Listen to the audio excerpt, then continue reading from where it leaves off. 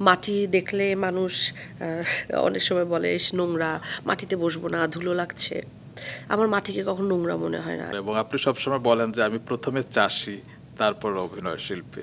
এবং আপনাকে হ্যাঁ, আমি ফেসবুকে প্রায়ই দেখি যে আপনি আপনার চাল ছাড়া বোধহয় আপনি সবকিছুই ফলিয়েছেন এ পর্যন্ত। হ্যাঁ, সেটা একটা হয়ে গেছে। তরমুজ বলেন কিংবা মিষ্টি মিষ্টি বেগুনি সবকিছু রঙের মিষ্টি আলু ছিল বোধহয়, তো অনেক শালগম, কিছু কি না ফুলকপি, হয় এখন। এভরিথিং। মানে এই যে আপনার ভেতরে এই বিষয়টি মানে কবে থেকে?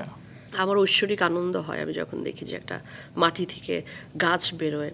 আপনি বোধহয় ঘুম থেকে ওঠার পর থেকে মাটি হাতান।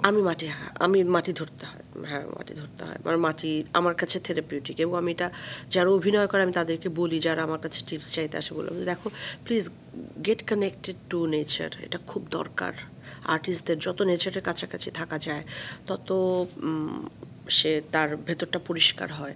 এটা আমি সেজন্য করি না। আমি এটা ভালোবাসি, আমার ভালো লাগে, এবং মাটি দেখলে মানুষ অনেক সময় বলে ইস নোংরা, মাটিতে বসবো না, ধুলো লাগছে।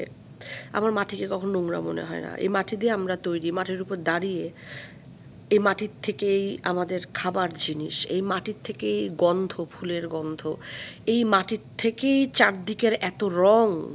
মাটি কত শক্তিশালী, সেই মাটিকে আমি নোংরা বলি কি করে? মাটি নোংরা না, এবং এই মাটিতে একদিন আমাকে মিশে যেতে হবে। আমরা মাটির তৈরি।